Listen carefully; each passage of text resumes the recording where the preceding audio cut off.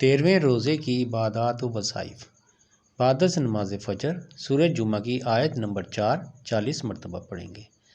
ذالک فضل اللہ یؤتیہ من یشاء واللہ ذو الفضل العظیم۔ بعد از نماز ظہر سورہ فلق کی آیت 47 مرتبہ پڑھیں گے۔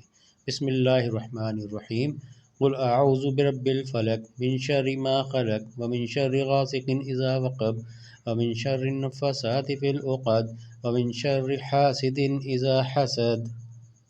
بعد از نماز عصر سورہ ناس 47 مرتبہ پڑھیں گے۔ بسم اللہ الرحمن الرحیم قل اعوذ برب الناس ملک الناس الہ الناس من شر الوسواس الخناس الذی یوسوس فی صدور الناس من الجنۃ والناس۔ بعد از نماز مغرب دعائے نجات 11 مرتبہ پڑھیں گے۔ ربنا آتنا فی الدنیا حسنۃ وفی الآخرۃ حسنۃ وقنا عذاب النار۔ بعد از نماز عشاء تراویح کے بعد صلاۃ الحاجت 4 رکعت نفل 1 مرتبہ پڑھیں۔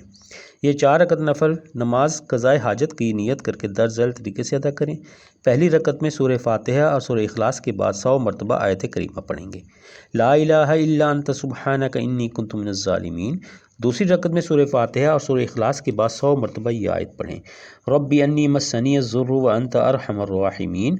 تیسری رکعت میں سورہ فاتحہ اور سورہ اخلاص کے بعد 100 مرتبہ یہ آیت پڑھیں۔ وَأُفَوِّضُ أَمْرِي إِلَى اللَّهِ إِنَّ اللَّهَ بَصِيرٌ بِالْعِبَادِ۔ چوتھی رکعت میں سورہ فاتحہ اور سورہ اخلاص کے بعد 100 مرتبہ یہ آیات پڑھیں۔ حسبنا اللہ ونعم الوکیل نعم المولا ونعم النصیر۔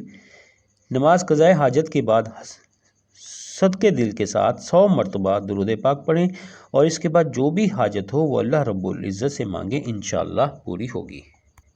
صلاۃ الحاجت کے بعد سورہ مزمل 1 مرتبہ پڑھیں گے۔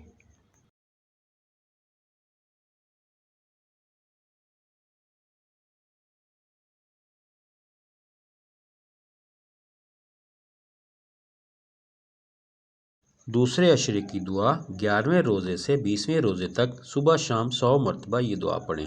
استغفر اللہ ربی من کل ذنب واتوب الیہ۔